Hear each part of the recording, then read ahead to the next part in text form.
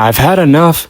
This agenda has to die. Now, for some context, I just uploaded a video called Anime Fans Are Genuinely Stupid. And in that video, I talked about how people said Goku's a terrible father and how I said that was just completely bullshit. And I was checking the comments and I guess I pissed some niggas off. Nah, cause bro, I checked the comments, they was genuinely like pissed at me. They was writing like paragraphs about how I was wrong and shit, bro. And I was reading them and I was like, nigga, damn. Like, was that even necessary? Like, bro, why are you so mad? And granted, I didn't fully explain my points on why I thought that agenda was just completely bullshit. So that's my bad on that front. But to be fair, there was like 50 other videos, including this one, that tell you how Goku is not a bad father. Like, what the fuck are you doing? If you're so confident in your belief that Goku's a bad father, go and watch those videos, come back and see if you still believe that your opinion is the correct one. Like, this is what I mean. I feel like people who say Goku's a bad father, they either don't watch the show or are just fucking ignorant, or they're both. And to be honest, it's kind of disappointing.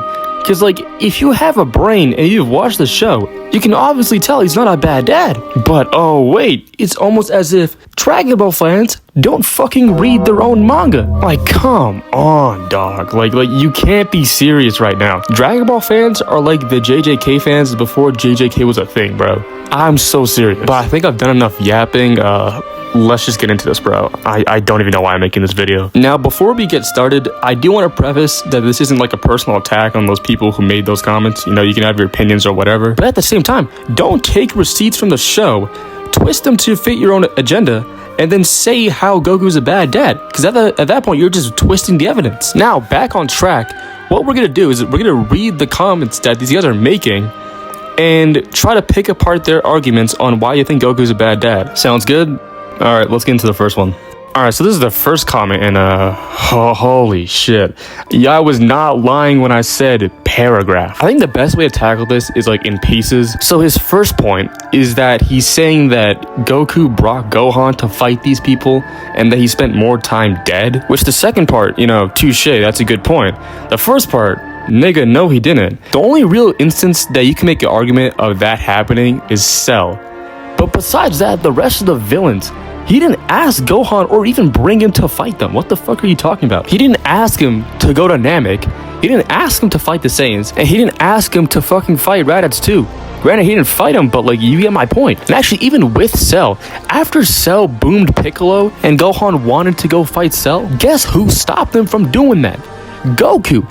And tell me, if Goku was such a bad dad, why would he stop him? Like, why would he stop Gohan? Because if he was a bad dad, he'd be like, man, fuck it, I don't care if that little nigga dies or not. Because if Gohan went to go fight Cell at that moment, he would have just died. Now, granted, he didn't have to punch him, but like, that he still stopped him. Like, what are we talking about? His second point is basically him just saying that Gohan knew more about Piccolo growing up than he did Goku, and that Goten knows more about Vegeta and Trunks than he does Goku. Which again, second point, touche. That is a fair point. But do you know why that is so? Because the motherfucker is dead. And do you know how he died? Oh yeah, that's right. He fucking saved the sun. Like, come on, bro. Like, read the fucking manga. Holy shit. And backtracking to that first point, no, he didn't again. He spent maybe a year with Piccolo, and Piccolo was barely there. Do you know why? Because Piccolo dropped his ass in the middle of the fucking woods. And also, Goku may have raised Gohan for the first 4 years. Now, if my math is correct, 1 year is less than 4. So you tell me what that means. His third point is basically him saying that even when Goku was alive, he neglected his family to go train, and that he had his son age in the hyperbolic time chamber by a year. Okay, let me explain this so that a fucking 5-year-old could understand what I'm saying. At the beginning of Z, he was rusty from not training. And do you know why he wasn't training? To look after his kid. And then after he dies, protecting his son, he finds out that 2 more people, even stronger, are on their way to Earth. So do you know what he does? He chooses to stay dead to train to get stronger to fight said enemies. His enjoyment for training isn't the main factor in why he's staying dead. He's training because he fucking has to. Because if he doesn't get stronger, the entire planet is doomed. And guess who fucking lives on the planet? His family.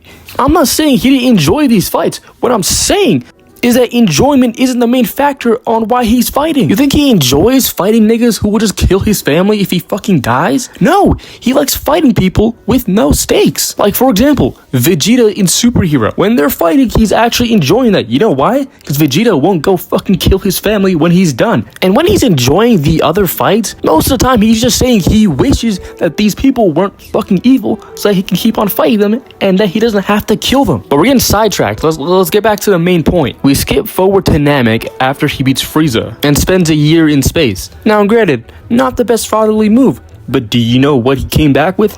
A technique that later on down the line would save their ass. So I'm gonna let that one slide. And then the big one, him choosing to stay dead for 7 years. Now, I don't know why this is so controversial, because they literally explain this in the anime and the manga. Goku chose to stay dead in order to protect Earth, which his family lives on, by the way, because all of the world-ending threats that happened up until that point were there because of him. And to the niggas who say, oh no, he only stayed dead to train more, you're wrong, but you're not completely wrong.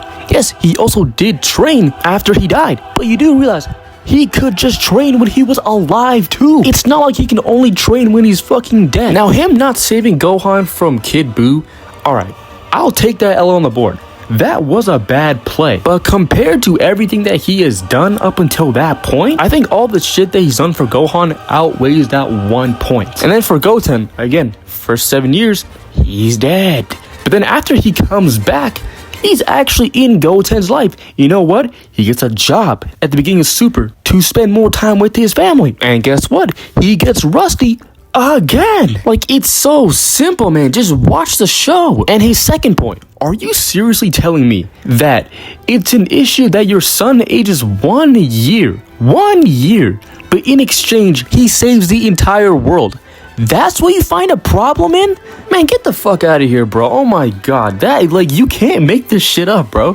Niggas will hate just to hate. Like, holy shit. You know, we're just gonna go to the second comment, man, because that actually just made me mad as hell. Alright, so this is the second comment, and first of all, way better argument. Holy fuck. Like round of applause for this nigga, man. He actually has a proper argument for once. Like, you can actually tell that he's watched the show and not just seen this shit off fucking TikTok, man. Alright, his first point is basically saying that dying for your kid isn't going above and beyond as a parent, it's just doing the bare minimum. And those who wouldn't do that shouldn't be parents. You know what? I actually agree with him on this. Like, if you aren't willing to die for your kid as a parent, you shouldn't be a parent. That is true. However, if what people are saying about Goku is true and that he doesn't give a shit about his family, why would he die for his kid against Raditz and Cell? Because a bad parent wouldn't give a shit if their kid died or not. And before people come here and say, oh, he's only doing this to save the Earth, who lives on the Earth, nigga? His family. And also, the reason why he went to go fight Raditz with such urgency is because he took Gohan, nigga. Like, what the fuck? Like, I can understand what he's saying, but with how people describe Goku as a parent, that's the shit you'd swear that he'd do if he was such a bad parent, right? Which actually leads into his second point, where he basically says that death isn't really a punishment for Goku. He just gets to do what he wants without any responsibilities. Which, I'm not gonna lie, I am low-key disappointed in this one, bro. He started off strong, but then he fell the fuck off, because what? So let me get this straight. You're saying that Goku actually likes being dead more than alive because he can just run away from his responsibilities. Alright, let's play devil's advocate for this one, alright? Let's say Goku did actually like being dead more than alive because he can just do whatever he wants when he's dead. Why would he come back to life after Raditz killed him to go fight Vegeta and Sans? Remember, he died. By this argument, he didn't have to come back at all. He's right where he wants to be. Buu Saga, again, he's dead. Perfect time to just stay dead and just train all he wants, right? No, he comes back to life every single time to run the gauntlet to protect the Earth, which his family lives on again. And also, by this argument, wouldn't he just kill himself? Like, he would just kill himself and boom, he doesn't have to worry about anything else. He can just train all he wants, right? If death isn't a punishment for him, why does he just not kill himself? What the fuck? Come on, bro. Like, you actually started off strong in the first argument. Second point, what happened? You just fell the fuck off on that one, man. And like, in my other video, I brought up the tier list of shit fathers in fiction, and I just want to reiterate, how the hell is Goku on the same tier of bad dad as Peter Griffin? That motherfucker actively abuses his kids. Have we actually lost a plot, nigga? And then if you look closely at the tier list, Shao Tucker is 1 tier under Goku. I'm not even joking. Look at the tier list. Shao Tucker, the Shao Tucker, is a tier under Goku in terms of shit fathers. Nigga, how? Do you know what that guy has done to his kid? You know, bro, we're done here. Oh my god. What the fuck? We actually might be de-evolving as a species, bro. Cause how? How? Nah, bro. Yo, I'm done.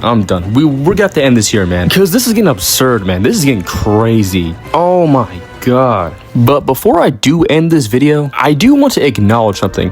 Do I think Goku is the ideal father compared to, you know, the real world? No, he's not. But you're calling him shit standards by anime? Oh my lord, nah, brother. That is just crazy. There has been just despicable niggas in anime, bro. He's not one of them. Alright, stop that. And most of the misconceptions come from people just not watching the show or taking in other people's opinions. Just watch the show and have your own opinion, right? That is it. But besides that, we're done here. So, adios, senor. Like and subscribe.